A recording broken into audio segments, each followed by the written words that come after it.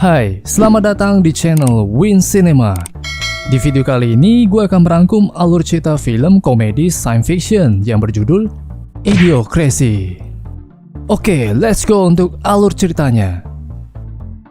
Film berlatar di tahun 2005. Dimulai dengan cerita kalau evolusi manusia berada pada titik balik. Sebagian besar teori fiksi ilmiah memprediksi kalau masa depan manusia akan lebih maju dengan orang yang lebih pintar.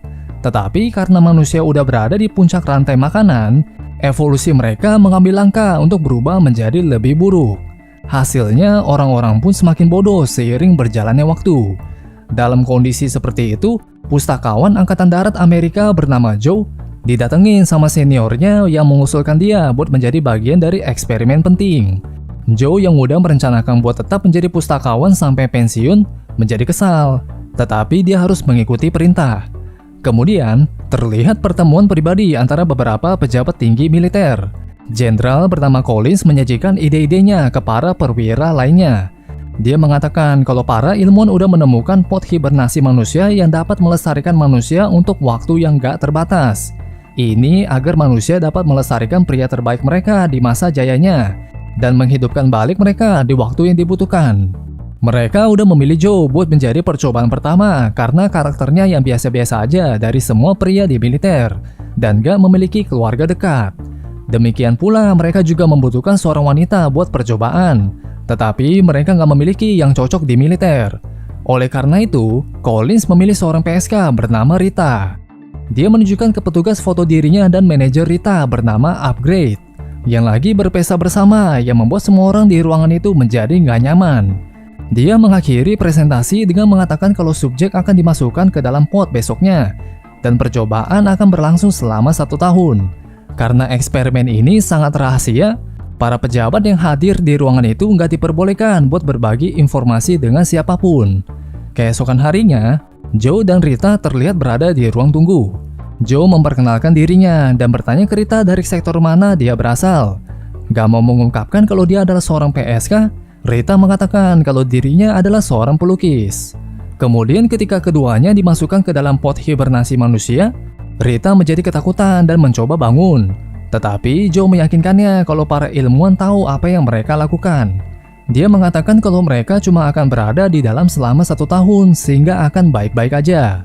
Akhirnya keduanya pun disegel di dalam pot. Namun hal-hal mulai gak beres ketika petugas Collins ditangkap dalam percobaan prostitusi. Bersamaan dengan dia, Upgrade juga ditangkap karena menjadi biang keladi prostitusi. Oleh karena itu, sekarang gak ada orang yang menjaga pot hibernasinya. Karena sebuah skandal, pangkalan militer pun ditutup dan gedung tempat di mana pot berada dihancurkan. Tahun-tahun pun terus berlalu dan Joe dan Rita tertidur terus di pot. Meskipun hal-hal terlihat buruk bagi keduanya, ada yang jauh lebih buruk bagi umat manusia. Manusia mulai berevolusi lebih bodoh pada tingkat yang menakutkan. Grafik kecerdasan rata-rata menurun seiring waktu. Beberapa orang memiliki harapan besar kalau rekayasa genetika dan sains akan dapat memperbaiki tren evolusi ini. Tetapi ilmuwan terpintar di dunia berfokus pada eksperimen bodoh, seperti mencoba buat membalikan rambut rontok dan memperpanjang itunya.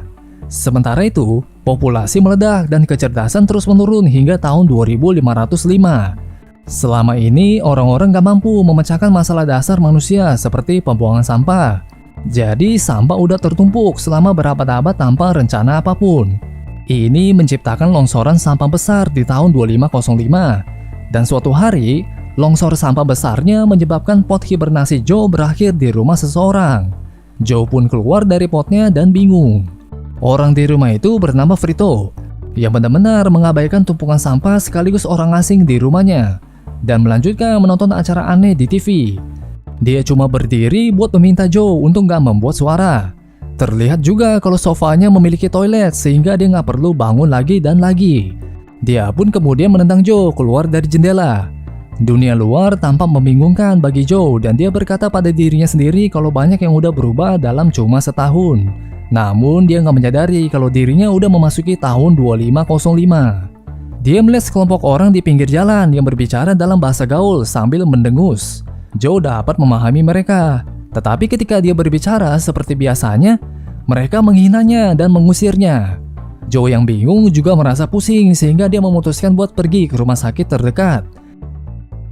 Di sana dia pergi ke resepsionis dan mengatakan ke dia kalau dirinya dari militer. Wanita itu gak mengerti apa-apa dan cuma menekan salah satu dari banyak tombol di mejanya yang memunculkan suara yang menyuruh Joe buat melanjutkan ke area diagnostik di sebelah kanan. Menjadi bingung, dia pergi buat minum air dari tempat air minum. Tetapi tempatnya memasuk minuman energi yang disebut brown dough, bukan air. Ketika Joe bertanya ke seseorang di mana dia bisa minum air, pria itu menertawakan Joe karena mengira mau minum sesuatu yang mereka gunakan di toilet. Kemudian, dia pergi ke area diagnostik di mana dia harus mencolok sumbatannya ke mulut, telinga, dan dubur. Tapi ternyata si profesional kesehatan salah memberitahu sumbatannya harus colok kemana. Bah. Tetapi walaupun jijik, Joe menyelesaikan prosedur dan dibawa ke dokter. Sambil menunggu, dia melihat tahun 2505 tertulis di sebuah majalah. Tetapi nggak memedulikannya karena dikiranya kalau itu salah cetak. Si dokter datang dan menjawab semua pertanyaan Joe tentang kesehatannya dengan kata-kata gaul. Dia juga menyatakan kalau Joe terbelakang dan meminta dia buat membayar biaya 5 miliar dolar. Di saat itu juga, Joe melihat tahun 2505 tertulis di tagihannya. Dan akhirnya menyadari kalau dia sebenarnya udah berada di dalam pot selama 500 tahun. Joe hampir nggak percaya dan pergi ke jendela. Hanya buat terkejut melihat kondisi kota saat ini. Bangunan runtuh satu sama lain dan beberapa diikat dengan tali, plus dipenuhi dengan sampah. Sementara itu, si dokter panik karena Joe nggak memiliki tato warga di pergelangan tangannya.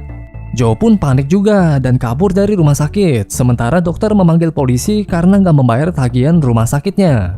Sebuah suara menceritakan kalau Joe udah terbangun di dunia dalam krisis. Ekonomi sangat diabaikan, debu besar udah merusak semua persediaan makanan, dan film nomor 1 di negara ini yaitu S atau Tat. Dia pergi menonton film yang memenangkan Oscar itu, hanya buat menatap ke seseorang selama 90 menit berlangsung. Pada malam hari, dia ditangkap karena nggak dapat di-scan dan dibawa ke pengadilan. Di sana dia diberikan pengacara yang kebetulan adalah si Frito, pria yang ditemui Joe pertama di tahun 2505. Frito mengolok-oloknya saat semua orang di pengadilan pada tertawa. Kemudian Joe menceritakan kasusnya dengan bijaksana dan menjelaskan mengapa dia nggak dapat di-scan.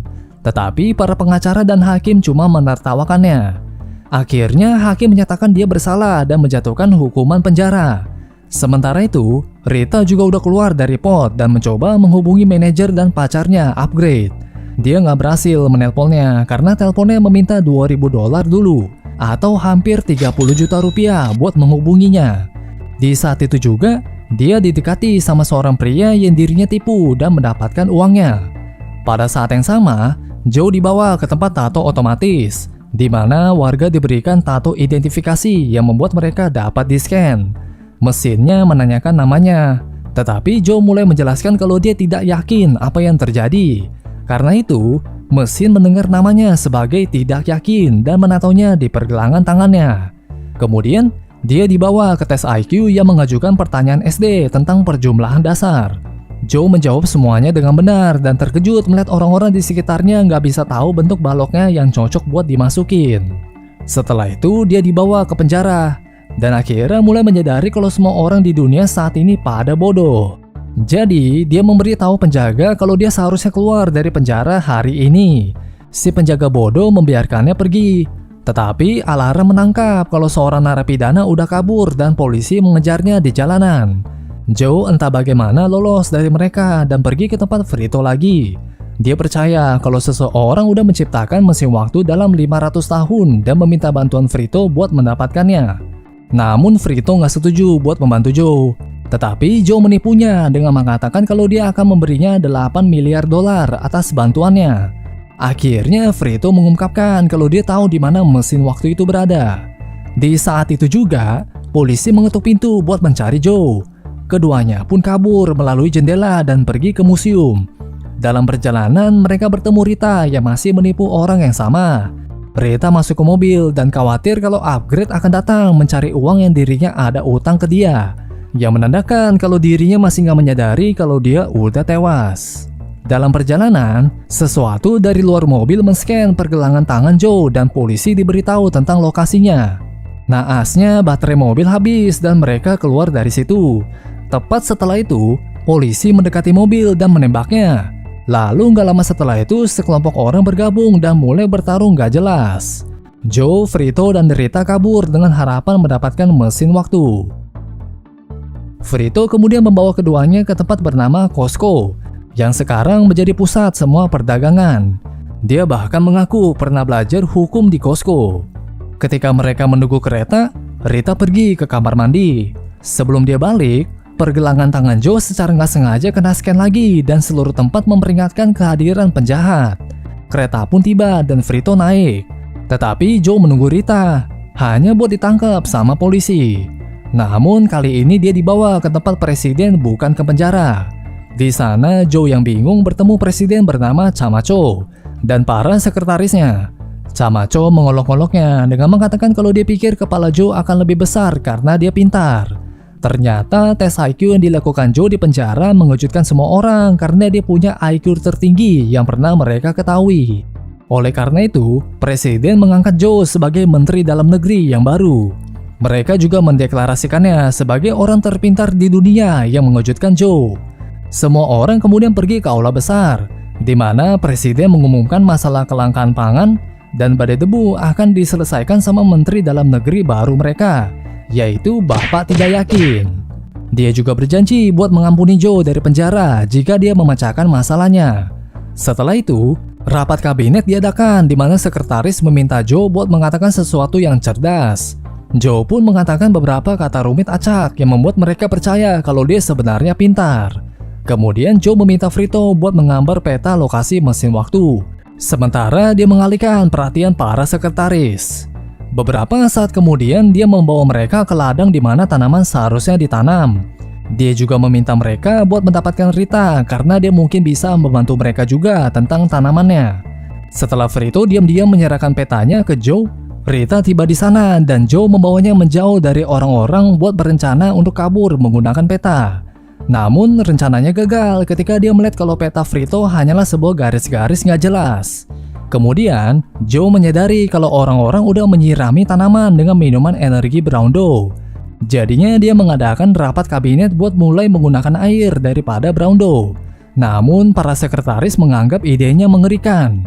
Oleh karena itu, buat menghindari perdebatan, dia tinggal memberitahu mereka kalau dirinya bisa berbicara dengan tanaman dan mereka menginginkan air. Joe gak mengetahui kalau minuman energinya udah menyebabkan garam berkembang di atas tanah yang membunuh tanaman dan menyebabkan badai debu.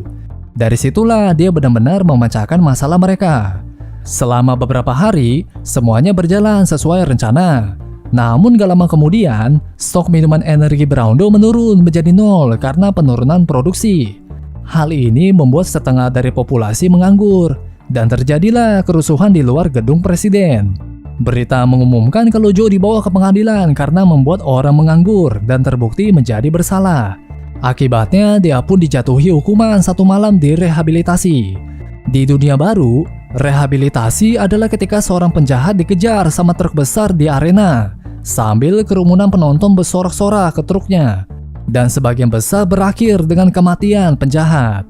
Joe dibawa ke arena, sementara Rita berada di Gedung Putih, buat siap pergi ke mesin waktu dengan Frito. Rehabilitasinya disiarkan di televisi nasional, di mana Joe dikejar sama truk besar saat dia berkendara di dalam mobil kecil. Di saat itu juga, Rita melihat tanaman mawar tumbuh di luar. Dia menyadari kalau ide Joe menyirami tanaman udah berhasil dan meminta Frito buat membawanya ke arena. Dia berencana buat menyiarkan hasil panen di televisi sehingga hukuman Joe akan diampuni. Sementara itu, Joe masih berusaha menyelamatkan nyawanya dari truk maut.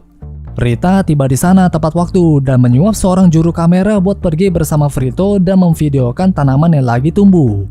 Dia kemudian pergi ke ruang pemantauan dan mengambil alih panen kontrol. Sementara Frito akhirnya sampai ke lapangan dan videoin hasil panennya. Yang hasilnya videonya pun disiarkan di layar besar.